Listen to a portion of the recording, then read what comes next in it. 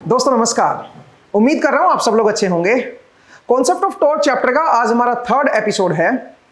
आज के एपिसोड में हम देखेंगे कि जो हमारा टॉर्क है उसका एक पर्टिकुलर डायरेक्शन में कंपोनेंट कैसे कैलकुलेट करते हैं। एक पर्टिकुलर डायरेक्शन में टॉर्क की वैल्यू को किस तरह से कैलकुलेट किया जाता है उसको आज हम समझेंगे।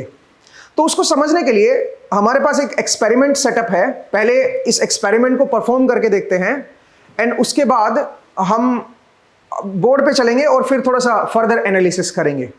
एक्सपेरिमेंट सेटअप में मैं बता दूं कि हमारे पास यहाँ पे टॉर्क मेजरिंग जो डिवाइस है, टॉर्क अडेप्टर आप इसको बोल सकते हो, वो हमारे पास यहाँ पे लगा हुआ है जिससे हम टॉर्क की रीडिंग को देखेंगे। लेकिन ये जो टॉर्क अडेप्टर है ये केवल इस डायरेक्शन में टॉर्क को बताएगा, या तो इधर या फिर इधर, केवल इस डायरेक्शन में टॉर्क को बताएगा। तो इमेजिन कीजिए कि डाउनवर्ड जो है वो मेरी एक्स एक्सिस है, इधर मेरी वाई एक्सिस हो जाएगी।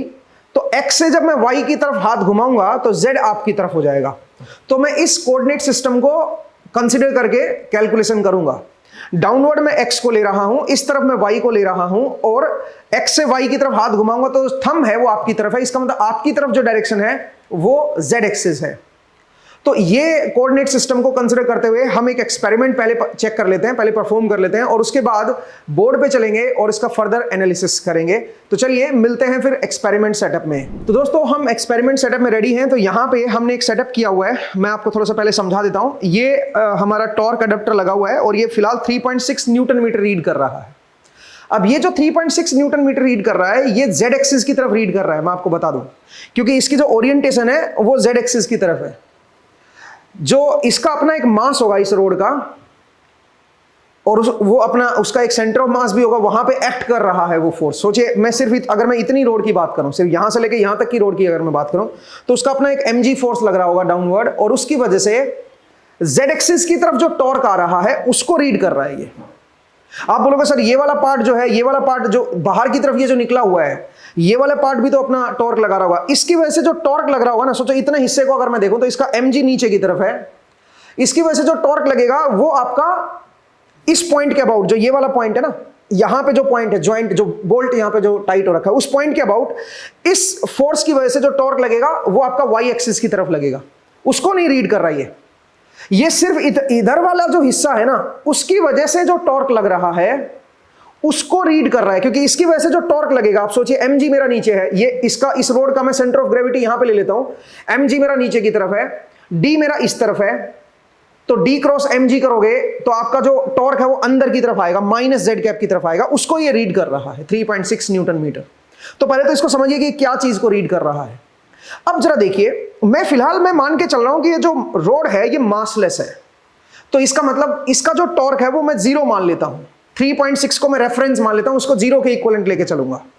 अब मैं करना क्या चाहता हूं, यहां से और यहां तक की जो डिस्टेंस है वो हमने ऑलरेडी मेजर कर ली है, वो है करीबन 60 सेंटीमीटर। अगर सुनील जी मुझे कंफर्म करें तो 60 सेंटीमीटर पे हमने यहां पे मार्क लगाया हुआ है और ये यहां से जहां पे बोल्ट लगा हुआ है यहां से बाहर की तरफ जो डिस्टेंस है, ये वाली जो डिस्टेंस है, ये हमारे पास है 25.5 सेंटीमीटर। ठीक है, तो हमें ये लेंथ भी पता है और ये लेंथ भी पता है और इसका जो खुद का जो मास है मैं उसको 0 के इक्विवेलेंट मान रहा हूं। उसकी वजह से z एक्सिस की तरफ इसका जो टॉर्क दिख रहा है वो 3.6 न्यूटन मीटर दिख रहा है। मैं इस 3.6 न्यूटन मीटर को 0 ही मान के चलूंगा। ठीक है, अब मैं करने क्या जा रहा हूं जरा देखिए, मैं 60 सेंटीमीटर पे एक 1 किलोग्राम का ब्लॉक हैंग कर रहा हूं यहां पे। इसका मतलब यहां पे जो mg फोर्स है वो आपका 9.81 न्यूटन हो गया है और मैं इस पॉइंट के अबाउट, जो यहां पे पॉइंट है, ये वाला पॉइंट नहीं, यहां वाला पॉइंट जो है, इसके अबाउट मैं टॉर्क निकालना चाह रहा हूं।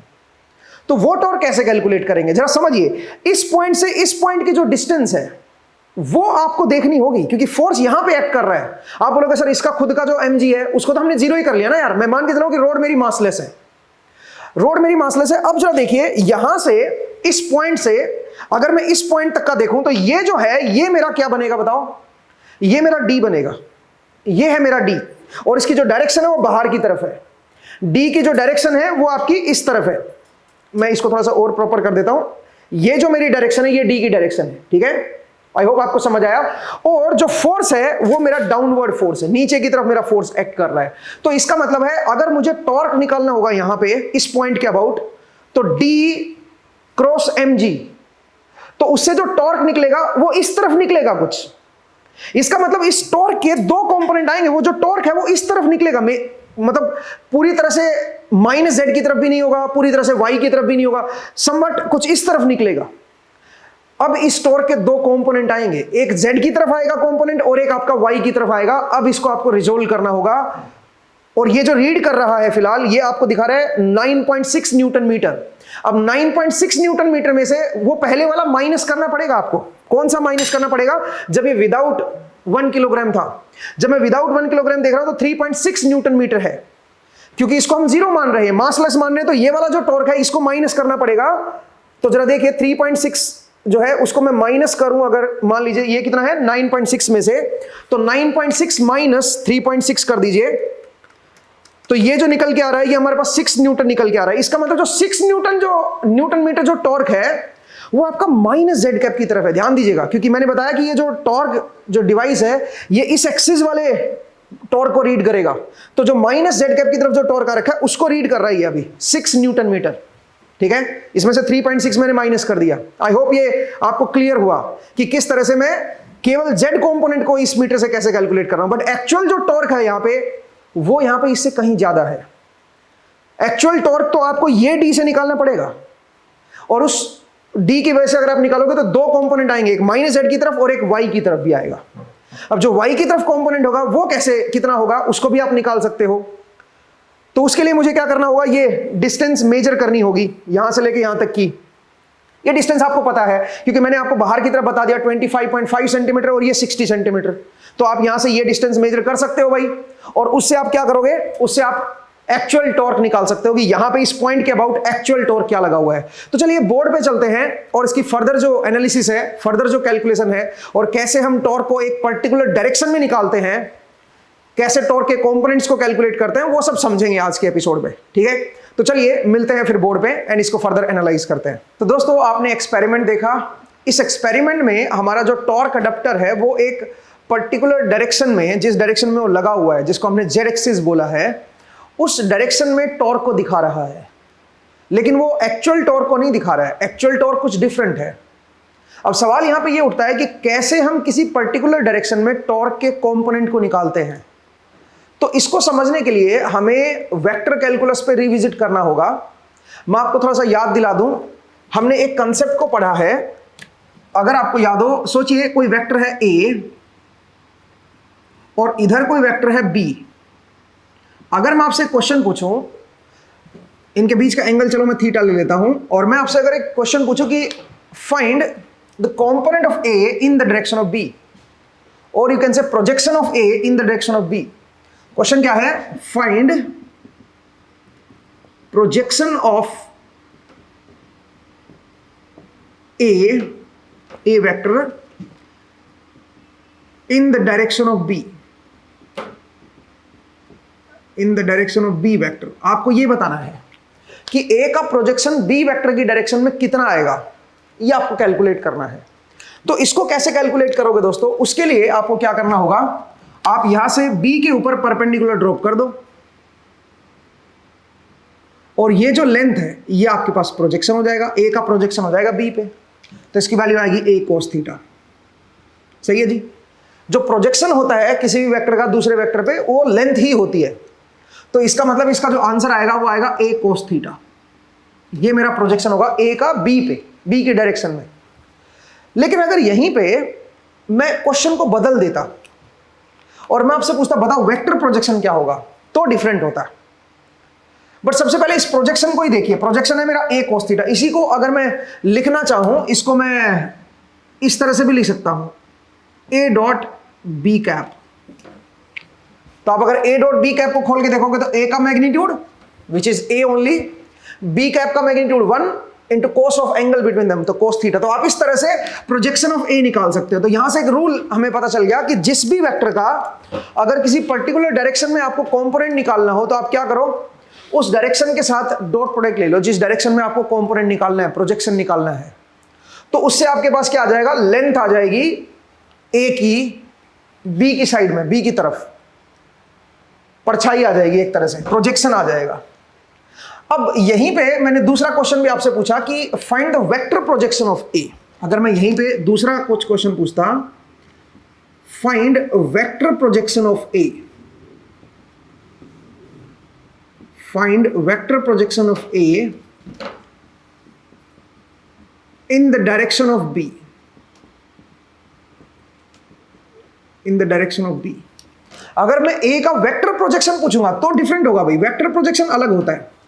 वेक्टर प्रोजेक्शन में लेंथ भी आएगी और इसके साथ हमें डायरेक्शन भी अटैच करनी होगी। जैसे आपके पास जो प्रोजेक्शन आया है वो ए कोस थीटा आया है बी की डायरेक्शन में, ए का प्रोजेक्शन बी की डायरेक्शन में आया है ए कोस थीटा, लेकिन आपसे सिर्फ प्रोजेक्शन नहीं पूछा, वेक्टर प्रोजेक्शन पूछा है, तो आपको इसके साथ डायरेक्शन भी अटैच करनी होगी कि ये जो लेंथ है बी कैप की तरफ है, इसको बोलते हैं वेक्टर प्रोजेक्शन। और इसी को अगर आपको लिखना हो तो आप लिख सकते हो ए डॉट बी कैप और एक और साथ में बी कैप आ जाएगा। इसको हम बोलेंगे vector projection of A in the direction of vector B. I hope आपको एक क्लियर हुआ। अब यहां से मैं इसी कंसेप्ट को आगे बढ़ा सकता हूं टॉर्क के लिए। जरा देखिए कैसे, अगर आपको फिलहाल वाली जो सिचुएशन है वो याद हो तो मैं उसको जरा प्लॉट कर रहा हूं, जरा देखिएगा। सोचिए मैं कोऑर्डिनेट सिस्टम को ले रहा हूं, तो कोऑर्डिनेट सिस्टम कुछ इस तरह का है कि इधर मेरा y एक्सिस है, नीचे की तरफ मान लीजिए मेरा x एक्सिस है।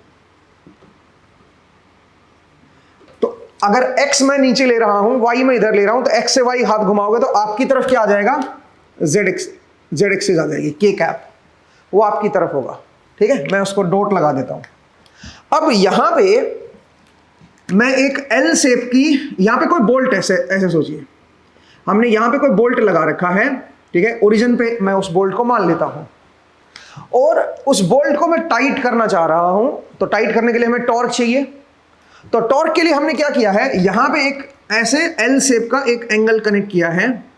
ठीक है, ये मान लीजिए मेरा एल शेप का एक रोड कनेक्ट की है। ठीक है भाई, ये लो जी, ये एल शेप की रोड है और ये जो डायरेक्शन आपको दिखा रही है ये वाली, ये के कैप की तरफ है, ये आपकी तरफ है। ऐसे बाहर निकाला है और फिर ऐसे घुमाया हुआ है। ठीक है, और इसकी लेंथ आपको मान लीजिए दे रखी है 25.5 सेंटीमीटर। सोचिए यहां से यहां तक की जो लेंथ है वो है 25.5 सेंटीमीटर और यहां से यहां तक की जो लेंथ है वो है मान लीजिए 60 सेंटीमीटर। यहां से यहां तक की जो लेंथ है वो 60 सेंटीमीटर। मान लीजिए इस तरह का एल शेप है जिसका एक साइड जो है वो के कैप की तरफ है और एक साइड जो है वो ऐसे ज्वाइन है। जैसे एल शेप की हम रोड लेते हैं ना घुमाने के लिए, तो ऐसे एल शेप की बोल्ट के ऊपर हमने एक रोड लगा रखी है। अब मैंने क्या किया, मैंने यहां पे एक फोर्स लगाया है 60 सेंटीमीटर अवे, हम एक फोर्स लगा रहे हैं जो कि है 9.81 न्यूटन का। इतने न्यूटन का मैं फोर्स लगा रहा हूं। आपको बताना है इस पॉइंट के अबाउट जो टॉर्क आएगा in the direction of K cap वो क्या होगा। Torque due to this force in the direction of K cap, या आप कह सकते हो ये जो एक्सिस है, ये जो रोड है जो बाहर की तरफ निकली हुई है, उस डायरेक्शन में कितना टॉर्क आएगा। तो सबसे पहले हम क्या करते हैं टॉर्क के लिए, आप जानते हो जो टॉर्क निकल के आता है, टाउ नोट लिख देता हूं मैं इसको, वो होता है आर क्रॉस एफ। आर क्या है भाई, यहां से लेके यहां तक का जो पॉइंट है मेरा, इस पॉइंट की ये जो वेक्टर बनेगा इसको हम बोलेंगे R vector. R cross F करोगे तो आपके पास क्या आएगा, टॉर्क निकल के आएगा। लेकिन प्रॉब्लम यह है कि हमें रिजल्टेंट टॉर्क नहीं चाहिए, हमें नेट टॉर्क नहीं चाहिए कि नेट टॉर्क यहां पे क्या लगेगा इस पॉइंट के अबाउट। हमें तो यह चाहिए कि इस टॉर्क का जे कैप की तरफ क्या कंपोनेंट आएगा। ठीक है, माफ कीजिएगा, के कैप की तरफ क्या कंपोनेंट आएगा, हमें वो चाहिए। वो कैसे कैलकुलेट करें उसको जरा समझते हैं। जरा देखिए, तो सबसे पहले आप क्या करोगे, यहां पे आर वेक्टर को लिख लो पहले। अगर मैं आर वेक्टर को लिखूंगा तो क्या बनेगा बताओ, आर वेक्टर क्या बनेगा, आर वेक्टर जो है के कैप की तरफ कितना है, ये 0.255 के कैप, ये तो इतना लेंथ तो के कैप की तरफ है, और ये प्लस 0.6 जे कैप, ये मेरा आर वेक्टर हो गया भाई। यहां से लेके यहां तक का आर वेक्टर हो गया। क्रॉस क्या करना है बताओ मुझे, 9.81, और ये जो है ये आई कैप की तरफ है, आई कैप। तो ये मेरे पास टॉर्क आ जाएगा दोस्तों about this point O, about this point O. तो अगर मैं इसको सोल्व करूंगा तो आप सीधा सीधा इसको मल्टीप्लाई करना होगा, मैं मल्टीप्लाई कर देता हूं। जरा देखिए 0.255 इंटू 9.81, इससे जो वैल्यू निकल के आ रही है वो है 2.5, दिस इनटू दिस करोगे तो 2.5, एंड के कैप क्रॉस आई कैप करोगे तो जे कैप आ जाएगा। अब आइए यहां पे जे कैप क्रॉस आई कैप करोगे तो माइनस के कैप आएगा, माइनस, और ये कितना बन जाएगा 9.81 इंटू 0.6, तो ये वैल्यू जो निकल के आ रही है ये हमारे पास 5.89 के कैप, ये आ गया भाई। तो ये हमारे पास टॉर्क की वैल्यू आ गई। ये तो नेट टॉर्क है जो ओ पॉइंट के अबाउट है, ये ओ पॉइंट है मेरा, ओ पॉइंट के अबाउट जो टॉर्क है वो हमें पता चल गया। मुझे क्या चाहिए इस टॉर्क का, मुझे इस टॉर्क का के कैप की तरफ कंपोनेंट चाहिए। तो डायरेक्ट जो दिख रहा है वो यही तो है। इसका मतलब माइनस 5.89 न्यूटन मीटर का जो टॉर्क है वो माइनस, वो के कैप की तरफ है। माइनस मैंने पहले लगा दिया ना, तो अगर मैं के कैप की तरफ कंपोनेंट की बात करूंगा तो सिर्फ ये बनेगा दोस्तों, के कैप नेगेटिव आएगा के कैप की तरफ। इसका मतलब एक्चुअल में जो कंपोनेंट है टॉर्क का वो माइनस के कैप की तरफ है, पीछे की तरफ है। तो आपने यहां पे जो टॉर्क अडेप्टर लगा रखा था वो आपका इसी टॉर्क को रीड कर रहा था, क्योंकि जो टॉर्क अडेप्टर लगा हुआ है वो आपका के कैप डायरेक्शन में लगा हुआ है, के कैप एक्सिस पे लगा हुआ है। तो आपको इस तरह से आपको पता चल जाएगा कि कितना टॉर्क बनेगा के कैप की तरफ। आप के कैप के साथ डॉट ले लो इसका। वैसे एक जनरल रूल बताता हूं मैं आपको कि जनरल रूल से कैसे हम टॉर्क को कैलकुलेट करते हैं किसी भी एक्सिस के अबाउट। अगर कोई भी एक्सिस है उसके अबाउट आपको टॉर्क बताना है तो उस एक्सिस के अबाउट कैसे आप टॉर्क को बताओगे, उसका एक रूल है। जरा देखिए क्या है। सोचिए मेरे पास कोई रिजिड बॉडी है, ये कोई कोऑर्डिनेट सिस्टम है, ठीक है, आई कैप, जे कैप एंड के कैप, और मैं यहां पे कोई रिजिड बॉडी ले रहा हूं, ठीक है, ये मैंने कोई रिजिड बॉडी ले ली है, और यहां पे कोई पॉइंट पे आपका टॉर्क एक्ट, ये कोई फोर्स एक्ट कर रहा है। सोचिए इधर फोर्स लग रहा है। अब यहां पे हमने कोई एक्सिस ले रखी है, इस जगह पे कोई एक्सिस है, ये कोई रैंडम एक्सिस है, ठीक है, कोई भी एक्सिस मान लेता हूं इसको मैं, ऐसी कोई रैंडम एक्सिस है। आपको बताना है इस फोर्स की वजह से, जो यहां पे फोर्स एक्ट कर रहा है इस पॉइंट पे, इस फोर्स की वजह से इस एक्सिस के अबाउट, इस एक्सिस की तरफ टॉर्क का कितना कंपोनेंट होगा, ठीक है, इस फोर्स की वजह से इस एक्सिस की तरफ टॉर्क जो आएगा इस एक्सिस के अबाउट वो कितना होगा, आपको ये बताना है। तो आप सिंपल रूल फॉलो करो, और वो क्या है, आप इस एक्सिस पे कोई पॉइंट ले लो, कोई भी पॉइंट ले लो इस एक्सिस पे, कहीं पे भी ले सकते हो, आपकी मर्जी है। आप इस एक्सिस पे पॉइंट ले लो, और एक पॉइंट जो है वो जो line of action of force है ना उस पे ले लो, कहीं पे भी ले सकते हो, line of action of force पे भी। एक पॉइंट आपको जिस एक्सिस के अबाउट आपको टॉर्क बताना है उस एक्सिस पे कहीं पे भी ले लो, और दूसरा जो line of action of force है उसके ऊपर कहीं पे पॉइंट ले लो, चाहे आप यहीं पे ले सकते हो जहां पे फोर्स एक्ट कर रहा है वहीं पे ले लिया करो, कोई दिक्कत नहीं है, ठीक है। एक पॉइंट इस line of action of force पे ले लो, और एक पॉइंट जिस एक्सिस के अबाउट आपको टॉर्क बताना है उस पे ले लो, और फिर क्या करना है, यहां से यहां तक को आप लिख दो आर वेक्टर, इसको आप आर वेक्टर मान लो, ठीक है, और इस एक्सिस की डायरेक्शन को मैं यू कैप मान रहा हूं। सोचिए ये जो डायरेक्शन है एक्सिस की, ये क्या है, यू कैप।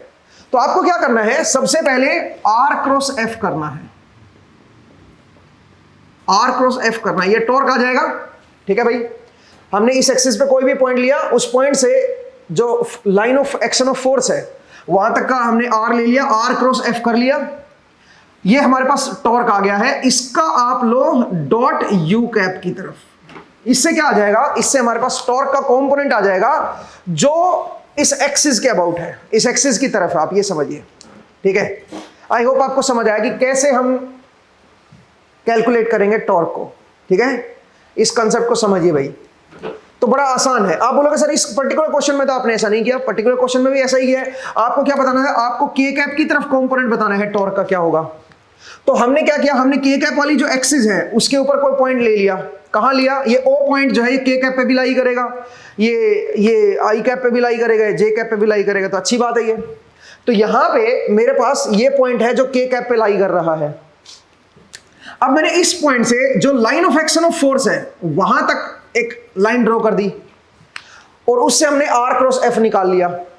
इससे क्या आ जाएगा, इससे मेरे पास इस O पॉइंट के अबाउट रिजल्टेंट टॉर्क आ जाएगा, बट मुझे तो टॉर्क का कंपोनेंट चाहिए के कैप एक्सिस की तरफ। तो आपको क्या करना है, इसके साथ अब के कैप के साथ डॉट लेना पड़ेगा। जिस डायरेक्शन में आपको टॉर्क चाहिए, अब उस डायरेक्शन के साथ इसका डॉट प्रोडक्ट लो। तो के कैप के साथ अगर मैं इसका डॉट लूंगा तो आप ये कह सकते हो के कैप की तरफ जो टॉर्क आएगा वो आएगा -5.89।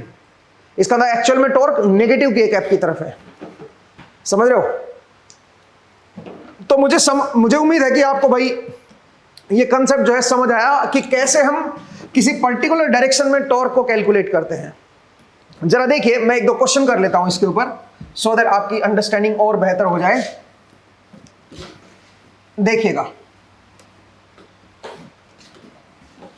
सोचिए मेरे पास एक कोऑर्डिनेट सिस्टम है,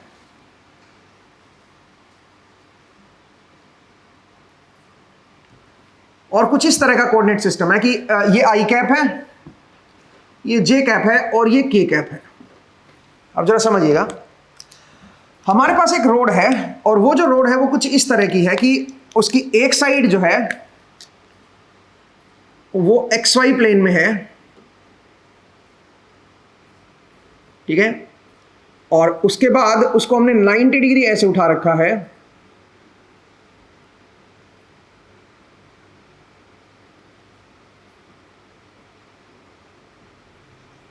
ठीक है, और उसके बाद यहां पे हमने उसको बेंड किया हुआ है।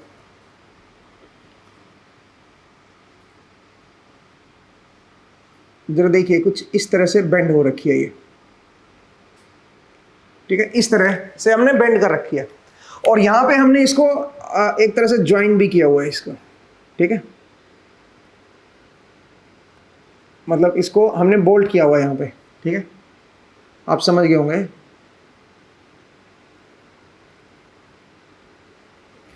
ठीक है भाई, कुछ इस तरह का है।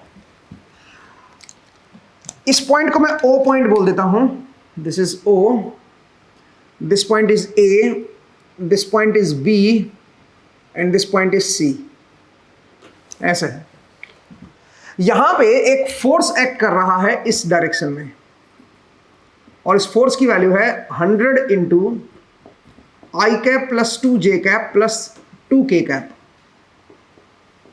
मान लीजिए ये मेरे पास फोर्स की डायरेक्शन है और मैग्नीट्यूड भी आ गया इसके अंदर, ठीक है, तो मैं एक काम करता हूं, यहां पे 300 लिख लेता हूं। इसका मैग्नीट्यूड जो बनेगा वो 100 न्यूटन का बनेगा, और यहां पे अपनी एक डायरेक्शन भी है इसकी, ठीक है ना। तो ये मेरे पास फोर्स आपको दे दिया गया कि इस डायरेक्शन में कोई फोर्स एक्ट कर रहा है C पॉइंट पे। आपसे पूछा है find the torque due to F force, find the torque due to F force about OA, about OA line, about OA line। जो OA line है ये वाली, इसके अबाउट जो टॉर्क लगेगा F का वो आपको बताना है, मतलब इसकी एक्सिस की डायरेक्शन में आपको बताना है कि कितना टॉर्क यहां पे लगेगा। दूसरा, आपको कोऑर्डिनेट दे रखे हैं, ये पॉइंट तो ओरिजिन हो गया, ठीक है, ये जो पॉइंट है A पॉइंट, ये दे रखा है 2,2,0, ठीक है जी। अच्छा, ये जो पॉइंट दे रखा है B, ये आपको दे रखा है 0,0,3, और C पॉइंट जो दे रखा है वो आपको दे रखा है -2। अच्छा, X में जो है, X में 1 है, Y में -2 है, और Z में मान लीजिए मेरे पास 4 है। ये पॉइंट मेरा ऐसे दे रखा है, ये मतलब XY प्लेन में नहीं है, ये थोड़ा पीछे चला गया है, कोई बात नहीं, कैसे भी दे रखा है उससे क्या फर्क पड़ता है, ठीक है। तो C पॉइंट जो दे रखा है, इसके ऊपर फोर्स आपको दिया हुआ है कि फोर्स कितना एक्ट कर रहा है। आपको क्या बताना है, आपको बताना है इस फोर्स का की वजह से जो टॉर्क आएगा अबाउट दैट लाइन OA वो कितना होगा, आपसे ये पूछा है। Find the torque due to F about the line OA, ठीक है, या आप कह सकते हो in the direction of the line OA, in the direction of the axis OA, कुछ भी बोल सकता है ये, ठीक है। तो इस तरह से आपको इस तरफ टॉर्क बताना है कि कितना होगा। तो आपको क्या करना है, मैंने आपको बताया था कि जिस एक्सिस पे आपको टॉर्क पूछा जाए, आप उस एक्सिस पे कोई भी पॉइंट ले लो। तो मैं थोड़ा कलर चेंज कर रहा हूं, आप इस एक्सिस के ऊपर कोई भी पॉइंट ले लो, और एक पॉइंट आपको जो line of action of force है वहां पे लेना होगा। तो line of action of force पे यही पॉइंट ले लो ना, C दे ही रखा है ना आपको। और इस एक्सिस पे जो पॉइंट दे रखा है, चाहे तो ओ ले लो चाहे ए ले लो, क्योंकि दोनों ही पॉइंट आपके इस एक्सिस पे लाई कर रहे हैं। तो मैं एक काम करता हूं, मैं ओ को ले लेता हूं। अब क्या करेंगे, इस ओ से इस आर वेक्टर को ऐसे लिखेंगे, ये मेरा आर वेक्टर आ गया, ठीक है। तो आर क्रॉस एफ कर देंगे, ठीक है, आर क्रॉस एफ कर देंगे, और जो भी आंसर आएगा, अब इसका डॉट प्रोडक्ट लेंगे किसके साथ, ओए वेक्टर के साथ, ओए डायरेक्शन के साथ। जो ओए वेक्टर बनेगा, इसकी जो डायरेक्शन आएगी उसके साथ इसका डॉट प्रोडक्ट ले लेंगे। तो इससे जो टॉर्क निकल के आएगा दोस्तों, वो जो टॉर्क है वो इस एक्सिस की तरफ आ जाएगा ड्यू टू दिस एफ। इस एफ की वजह से इस तरफ कितना टॉर्क लगेगा ये आपको पता चल जाएगा, ठीक है। मुझे उम्मीद है आपको एक कंसेप्ट समझ आया। तो चलिए अब जरा अप्लाई करके देखते हैं। सबसे पहले क्या करेंगे, हम आर निकालते हैं। अब कोई बोलेगा कि सर अगर ये पॉइंट मैं यहां ले लेता तो भी क्या सेम आंसर आता, तब भी सेम आंसर आता। जरा चेक करके देख लेते हैं। जरा देखिए, अगर मैं आपसे बोलता सबसे पहले आर बताओ, तो आर की वैल्यू जो निकल के आएगी वो क्या निकल के आएगी भाई, ये मेरा ओरिजिन है, ठीक है, और ये सी पॉइंट है, तो आपका आर जो बनेगा वो बनेगा आई cap minus 2 J cap plus 4 के कैप। ये मेरा आर आ जाएगा भाई, ये तो आर वेक्टर आ गया, ठीक है। एफ वेक्टर आपको दे ही रखा है। अब बताइए ओए वेक्टर क्या बनेगा। एक बार ओए वेक्टर निकाल लेते हैं, उसके बाद उसकी डायरेक्शन निकालेंगे। तो ओए वेक्टर जो बनेगा वो बनेगा 2 I cap plus 2 J cap plus 0 के कैप, ठीक है जी। मुझे तो ओए की डायरेक्शन में इंटरेस्ट है, तो ओए कैप जो आएगा वो क्या बन जाएगा, 2 I cap plus 2 J cap divide by magnitude of this. तो इसका जो मैग्नीट्यूड बनेगा वो 2√2 बन जाएगा। सही है जी। ये हमारे पास ओए की डायरेक्शन आ गई। अब जरा देखिए, सबसे पहले आर क्रॉस एफ करते हैं। तो क्रॉस प्रोडक्ट लेना आपको आना चाहिए, आई कैप जे कैप के कैप। आर की जो वैल्यू है वो है 1 माइनस 2 4, ठीक है। ये तो आर कैप, आर डायरेक्शन होगी आर वेक्टर, और एफ जो है वो आ जाएगा मेरे पास 300, अगला आएगा 600 और अगला आएगा 600। एक बार चेक कर लो भाई, और हमें इसका डिटरमिनेंट निकालना है। इससे क्या आ जाएगा हमारे पास, आर क्रॉस एफ निकल आएगा। ये मेरा आर क्रॉस एफ हो जाएगा भाई। तो सबसे पहले जरा इसकी वैल्यू को कैलकुलेट करते हैं। यहां से आई कैप का कंपोनेंट क्या निकल के आएगा, माइनस 1200 माइनस 2400, ठीक है। तो 1200 और माइनस 24 करोगे तो माइनस 3600 आ जाएगा। सही है जी। माइनस जे कैप, जे कैप का कंपोनेंट बताइए, 600 माइनस 1200 तो माइनस 600 आ जाएगा, प्लस के कैप, के कैप का कंपोनेंट बताइए क्या बनेगा, 600 प्लस 600 1200। एक बार कैलकुलेशन देख लेना भाई, क्योंकि मेरी मिस्टेक कैलकुलेशन में होती रहती है। तो यहां से जो आंसर बनेगा वो बनेगा माइनस 3600 आई कैप प्लस 600 जे कैप प्लस 1200 के कैप। ये हमारे पास क्या आ गया, ये हमारे पास आर क्रॉस एफ की वैल्यू आ गई है। अब इसका डॉट प्रोडक्ट लेना है किसके साथ, ओ ए कैप के साथ। तो R cross F dot O A cap, तो ये क्या बनेगा बताओ। इसमें आई कैप और जे कैप का ही कंपोनेंट है, तो आई कैप और जे कैप के साथ ही डॉट होगा। सबसे पहले आई कैप के साथ बताओ क्या कंपोनेंट होगा। आई कैप का अगर आप ध्यान से देखोगे तो यहां पे क्या है, 1/√2 है। आई कैप का कंपोनेंट 1/√2 है, और यहां पे माइनस 3600 है, तो ये बन जाएगा माइनस 3600/√2। फिर आ जाओ जे कैप, जे कैप में 1/√2 इसका कंपोनेंट है, और यहां पे 600 है, तो प्लस 600/√2। तो कितना आ जाएगा दोस्तों, ये बन जाएगा माइनस 3000/√2 न्यूटन मीटर। ठीक है जी। ये हमारे पास टॉर्क आ गया इस एक्सिस की तरफ। आप बोलोगे सर नेगेटिव आया है ये, तो इसका मतलब एक्चुअल में जो टॉर्क है वो इसके उल्टा आएगा। इस फोर्स की वजह से इस एक्सिस पे अगर आपको टॉर्क देखना होगा तो रिवर्स में आएगा वो। ये आंसर आएगा दोस्तों, ठीक है। अब सवाल यहां पे ये उठता है कि अगर मैंने ओ पॉइंट को यहां ना लिया होता, मतलब इस एक्सिस के ऊपर जो पॉइंट लिया वो यहां ना लिया होता, वो हमने यहां पे लिया होता, तब भी क्या सेम आंसर आता, तब भी सेम आंसर आता। उस केस में आर जो है वो ये वाला बन जाता, ठीक है, उससे कोई दिक्कत नहीं थी, आर मेरा ये बन जाता। तो अगर मैं आर को ये ले लूं तो जरा चेक करते हैं कि उससे सेम आंसर आ रहा है कि नहीं आ रहा। तो अगर मैं ये आर को लूंगा तो मैं थोड़ा सा डिफरेंट कलर से करूंगा। अब आर वेक्टर जो बनेगा वो क्या बनेगा बताइए, वो बनेगा 1 minus of 2 minus I cap minus 2 minus 4 J cap plus 4 के कैप। ये बनेगा अब मेरा नया आर वेक्टर। अगर ए पॉइंट इस एक्सिस के ऊपर कोई भी पॉइंट यहां ले लेते हो तो ठीक है। तो अब बताइए आर क्रॉस एफ क्या बनेगा। तो आर क्रॉस एफ के लिए अगेन आपको क्या लेना होगा, आई कैप जे कैप के कैप। -1 -4 एंड 4, और F कितना है 300 600 एंड 600। ठीक है जी। अब जरा देखिए यहां से जो निकल के आएगा आई कैप का क्या कंपोनेंट आएगा, मैं सिर्फ आई कैप और जे कैप का कंपोनेंट निकालूंगा। क्यों? क्योंकि ओए जो डायरेक्शन है ना ओए कैप, उसमें केवल आई कैप और जे कैप ही है ना, तो केवल दो ही कंपोनेंट निकालते हैं। तो आई कैप का जो कंपोनेंट आएगा वो कितना आएगा 6 चौके 24 और यहां से भी 24, तो -4800 ये बन गया।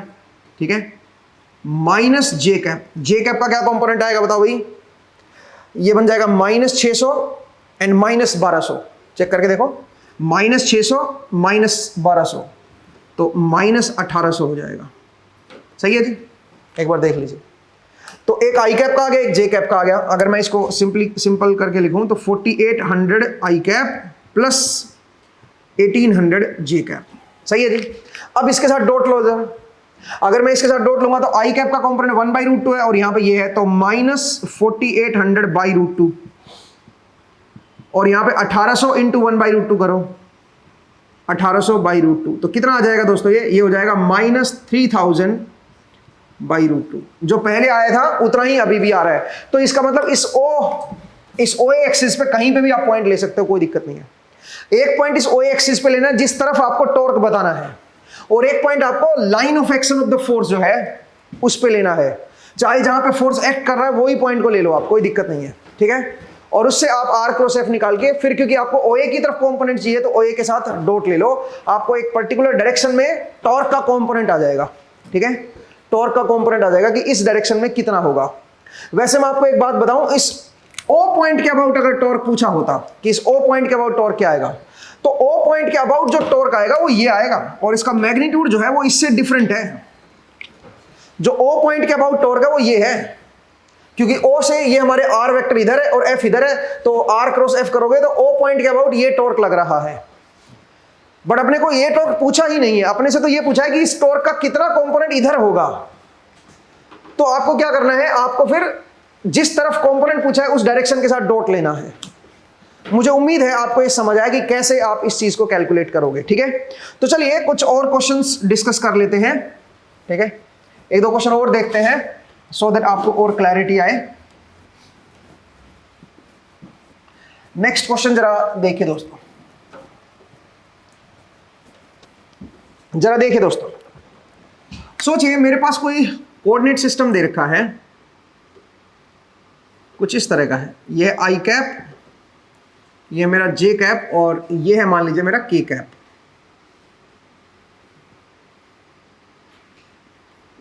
के कैप। अब सुनिए, XY प्लेन में 3 पॉइंट आपको दे रखे हैं। एक पॉइंट यहां पे है, एक पॉइंट यहां पे है, एक पॉइंट यहां पे है। ये जो पॉइंट है ये है मान लीजिए 2, -2, 0। ठीक है जी। ये जो पॉइंट है ये आपको दे रखा है 2, 2, 0। ठीक है जी। और ये जो पॉइंट दे रखा है ये आपको दे रखा है -2, 3, 0। इस तरह से आपको 3 पॉइंट दे रखे हैं, और 3 पॉइंट से अगर मैं कोई लाइन ऐसे इन तीनों से कनेक्ट करूंगा तो इस तरह की ये लाइंस बनेंगे, ट्रायंगल बनेगा। कहने का मतलब ये है, ये एक ट्रायंगल बनेगा। और यहां पे एक और पॉइंट दे रखा है 0, 0, 3। ये एक और पॉइंट दे दिया। अब हमने क्या किया, हमने एक ऐसी रोड ली लोहे की जो यहां पे फिक्स कर दी, यहां पे, और यहां से यहां पे, यहां से यहां पे, एंड यहां से यहां पे। इससे एक शेप बन जाएगी हमारे पास, एक तरह से जो पिरामिड टाइप होते हैं ना, पिरामिड में तो खैर 4 होते हैं, यहां पे थोड़ा सा अलग तरह की शेप बनेगी। ट्रायंगल है और ट्रायंगल के ऊपर ये पॉइंट ले लिया और उसके साथ हमने ये कनेक्ट कर दिया। तो ये सब लोहे की रोड है सारी की सारी, ऐसे समझिए। और मैं क्या कर रहा हूं, मैं यहां पे जो टॉप पॉइंट है ये पूरा एक स्ट्रक्चर बन गया है, लोहे को वेल्ड कर दिया हमने, यहां पे रोड लगा के वेल्ड कर दिया। अब मैंने क्या किया, यहां पे मैंने एक फोर्स एक्ट किया है। ठीक है, अच्छा इन पॉइंट्स को मैं नाम दे रहा हूं, ये पॉइंट है मेरा A, ये पॉइंट है मेरा B, ये पॉइंट है C, और ये पॉइंट है मान लीजिए D। तो आपने D पॉइंट पे एक फोर्स लगा दिया, और उस फोर्स की जो वैल्यू है वो आपको दे रखी है 2i cap plus 3j cap plus 10k cap. मान लीजिए इतने न्यूटन का आपने फोर्स लगाया है इस डी पॉइंट पे। Find the torque due to this force about the line C A. Find, क्या फाइंड करना है सुनिए, find the torque of F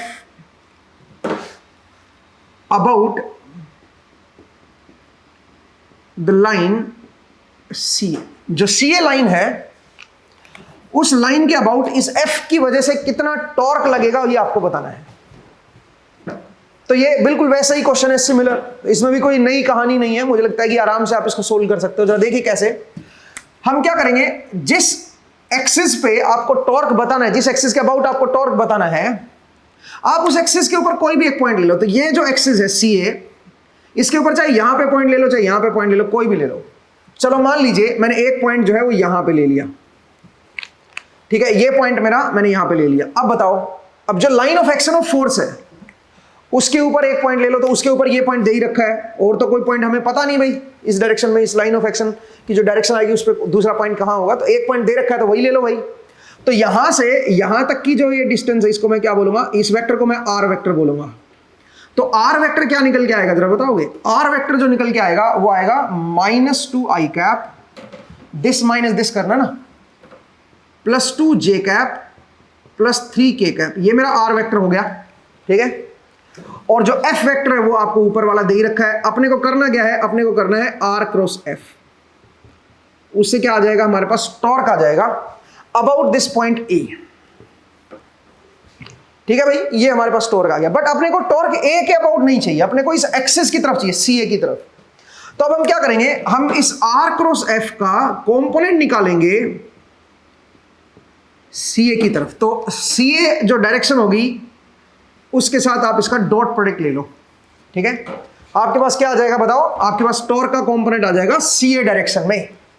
तो आपको उसके लिए सी ए डायरेक्शन को पहले कैलकुलेट करना होगा, ठीक है। तो पहले सी ए वेक्टर को कैलकुलेट कर लें। सी टू ए, इस तरफ जो वेक्टर आएगा वो आएगा दिस माइनस दिस, तो बन जाएगा 4i cap, this minus this करोगे तो -5j कैप। ये बनेगा दोस्तों, ये मेरा सी ए वेक्टर आ जाएगा। सी ए का मतलब सी टू ए, ठीक है ना। अब बताओ इसका मुझे डायरेक्शन चाहिए, तो डायरेक्शन के लिए जो भी इसका मैग्नीट्यूड होगा उससे आप डिवाइड कर दो। मैग्नीट्यूड कितना होगा, √25 + 16, तो 41 आ जाएगा, ठीक है। ये हमारे पास इसका मैग्नीट्यूड आ गया, मतलब डायरेक्शन आ गई सी ए की। तो इसके साथ डॉट लेना है भाई, मेरे ख्याल से आप इजीली कर सकते हो, कहानी बड़ी सिंपल है, ठीक है। तो मुझे उम्मीद है आपको ये समझ आया। चलिए अब आगे बढ़ते हैं, एक और सवाल देख लेते हैं। ऐसे आप डिफरेंट क्वेश्चंस बना सकते हो ना आप तो अब आपके लिए कहानी बड़ी सिंपल हो गई है, ठीक है। चलिए नेक्स्ट क्वेश्चन की तरफ बढ़ते हैं। देखिए दोस्तों, सवाल कुछ इस तरह का है कि हमारे पास ये कोई कोऑर्डिनेट सिस्टम है, i cap, j cap and k cap. अब हमने यहां पे एक पाइप को रखा हुआ है, और वो पाइप जो है वो यहां पे फिक्स्ड है, सोचिए इस जगह पे। और यहां से मैं थोड़ा कलर डिफरेंट कर देता हूं, यहां से एक पाइप ऐसे निकला है, और ये पाइप जो है ये 500 mm की लेंथ का है, x डायरेक्शन में है, 500 mm का। अब उसके बाद हमने क्या किया, हमने इसको बेंड कर दिया 45 डिग्री। यहां से भी ये 45 डिग्री बेंड हो गया है। तो मैं इसको थोड़ा, मतलब रहेगा ये XY प्लेन में ही, ठीक है, इस तरह से बेंड हो गया है, रहेगा ये XY प्लेन में ही भाई, ध्यान देना, ठीक है।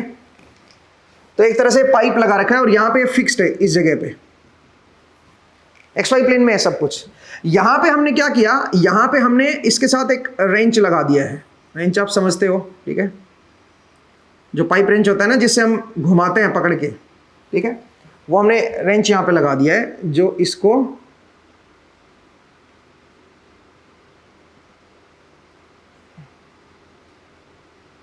इस तरह से पकड़ रखा है, इसने टाइट कर रखा है यहां पे ना, ठीक है। यहां पे हमने इसको टाइट किया हुआ है, ठीक है। और ये जो लेंथ है यहां से लेके यहां तक की वो है मान लीजिए 150 mm, यहां से लेके यहां तक की लेंथ है। और जो रेंच लगा हुआ है ये है 200 mm का, 200 mm का रेंच लगा हुआ, सब XY प्लेन में है, ध्यान रखना। मतलब अगर आप X को अपनी तरफ ले लो तो बाहर की तरफ जो है ये 500 mm है, फिर 45 डिग्री पे मैंने इसको इस तरफ घुमा दिया। ये जो एंगल है भाई ये आपका 45 डिग्री का दे रखा है,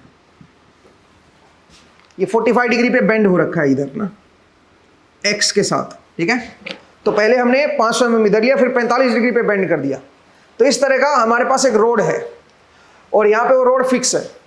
अब हमने एक रेंच लिया, इसको एक जगह से पकड़ा और उस पकड़ के हम नीचे की तरफ फोर्स लगा रहे हैं। नीचे की तरफ यहाँ पे फोर्स लग रहा है, मतलब माइनस K कैप की तरफ, ठीक है। ये आपका फोर्स लग रहा है, हमें नहीं पता इस फोर्स की क्या वैल्यू है। आपको ये दे रखा है कि इसकी वजह से, इस फोर्स की वजह से जो टॉर्क आएगा अबाउट X एक्सिस की तरफ जो टॉर्क मिलेगा इस फोर्स की वजह से, उसका कंपोनेंट दे रखा है। Torque due to F about X axis is -5I cap, ये आपको दे रखा है। इतना आपको टॉर्क दे रखा है भाई, कितना टॉर्क आपका X एक्सिस की तरफ लगेगा, ठीक है। फाइंड F, आपसे पूछा है कि भाई F बताओ,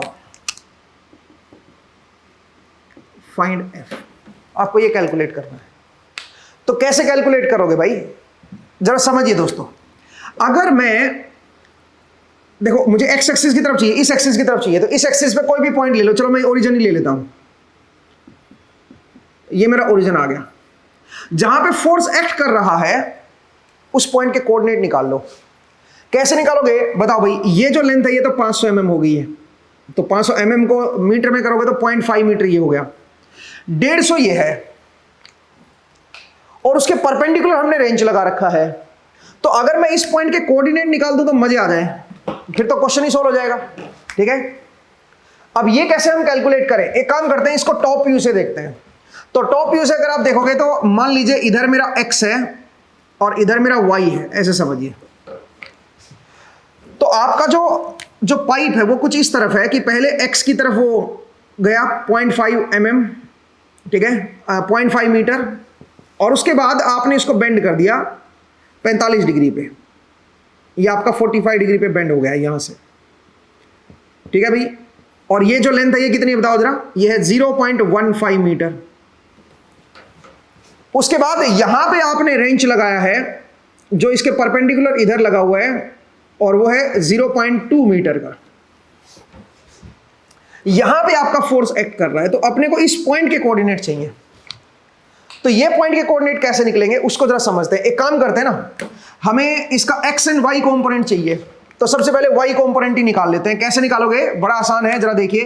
कोऑर्डिनेट ज्योमेट्री का सहारा लेते हैं, ठीक है, क्योंकि अगर एक बार पॉइंट आ गए तो बात बन जाएगी। यहां से मैं ऐसे ये परपेंडिकुलर ये लगा लेता हूं। तो अब आप मुझे बताओ, ये आपको लेंथ पता है, तो क्या मैं ये लेंथ नहीं निकाल सकता? बिल्कुल निकाल सकता हूं। सिमिलरली इसका भी ये लेंथ निकाल लो, दोनों को ऐड कर दो। ऐड करोगे तो इसका Y कंपोनेंट आ जाएगा इस पॉइंट का, ठीक है। तो बताओ भाई, यहां पे अगर आप ये वाला निकालोगे तो क्या आएगा, ये 45 डिग्री है और ये भी 45 डिग्री है, क्योंकि बीच वाला 90 है ना।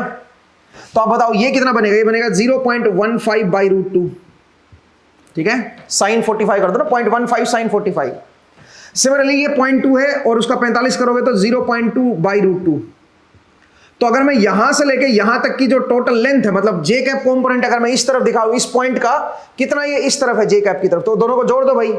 तो दोनों को जोड़ोगे तो इस पॉइंट का Y कंपोनेंट जो निकल के आएगा दोस्तों, वो आएगा 0.35/√2।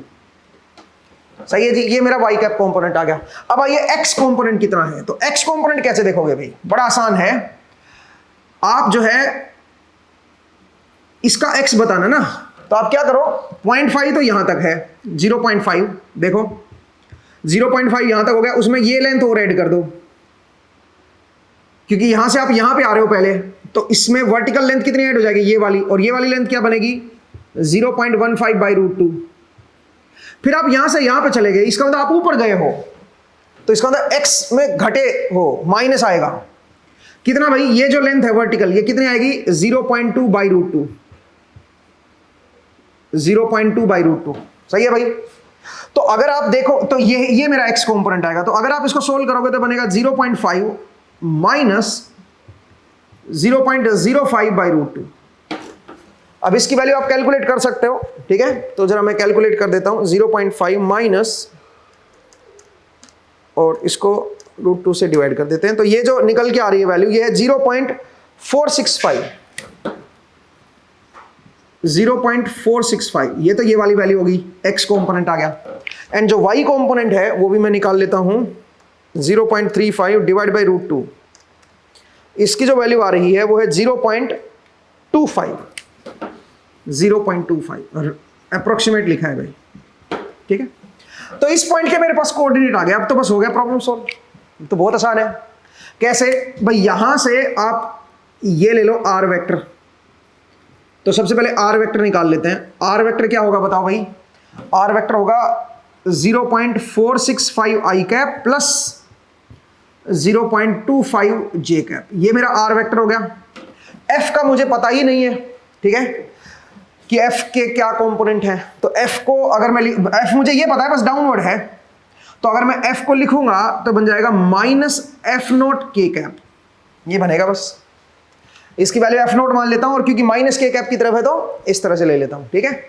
अब जरा देखिए r क्रॉस f अगर मैं करूंगा, r क्रॉस f अगर मैं करूंगा तो जरा देखिए सबसे पहले क्या बनेगा, k cap cross i cap देखो ना, तो 0.465 ये तो ये हो गया इंटू f0। अब बताओ k cap cross i cap करोगे तो क्या बनेगा, ये बनेगा j कैप, माफ कीजिएगा r आ गया ना, तो i cap cross k cap करना है भाई। तो i cap cross k cap करोगे तो क्या आएगा बताओ, i cap cross k cap is minus j cap, और एक माइनस पहले से है तो ये आ जाएगा j कैप की तरफ, ठीक है। फिर आइए यहां पे, ये है 0.25 इंटू f0। अब आप बताओ j cap cross k cap करोगे तो क्या आ जाएगा i cap, j cap cross k cap करोगे तो i कैप आएगा, और एक माइनस बाहर है तो यहां पे माइनस आ जाएगा, माइनस i कैप। जरा देखिए दोस्तों, ये मेरे पास r क्रॉस f आ गया, बट मुझे क्या करना है बताओ, मुझे r क्रॉस f का कंपोनेंट चाहिए, किसके अबाउट, कौन सी एक्सिस की तरफ चाहिए, i कैप की तरफ, तो डॉट i कैप करना है। तो अगर आप इसका डॉट i कैप करोगे तो -0.25 f0 बनेगा, और इसकी वैल्यू आपको दे रखी है, कितनी दे रखी है, इसकी वैल्यू आपको दे रखी है, और वो दे रखी है -5। आई कैप की तरफ जो कंपोनेंट दे रखा है वो -5 दे रखा है, तो यहां से आप सीधा सीधा f0 की वैल्यू को निकाल सकते हो, 5 डिवाइड बाई 0.25, तो ये बन जाएगा 500 डिवाइड बाई 25। इसका मतलब 20 न्यूटन का जो फोर्स है वो आपका लगा हुआ है डाउनवर्ड डायरेक्शन में, ठीक है। तो देखिए किस तरह से हम ऐसी प्रॉब्लम को सोल्व करेंगे। मुझे उम्मीद है आपको ये समझ आया कि किस तरह से कंपोनेंट को कैलकुलेट करते हैं, ठीक है। तो दोस्तों आज का जो एपिसोड है इसमें हम इतना ही करेंगे। अगले एपिसोड में जब आपसे मुलाकात होगी तो इसमें हम कुछ और नए कंसेप्ट को सीखेंगे। खासकर देखेंगे कि जब हमारा कपल फोर्स एक्ट करता है, कपल का मतलब इक्वल एंड ऑपोजिट फोर्सेस जब रिजिड बॉडी पे एक्ट करते हैं तो चीजें कैसे बिहेव करती हैं, और उससे जो टॉर्क निकल के आता है वो कैसे निकल के आता है, उसको हम अगले एपिसोड में डिस्कस करेंगे। आज के लिए इतना ही, नेक्स्ट एपिसोड में फिर से आपसे मुलाकात होगी। अपना ख्याल रखिए, पढ़ते रहिए, मुस्कुराते रहिए, नेक्स्ट टाइम मिलेंगे। Thank you.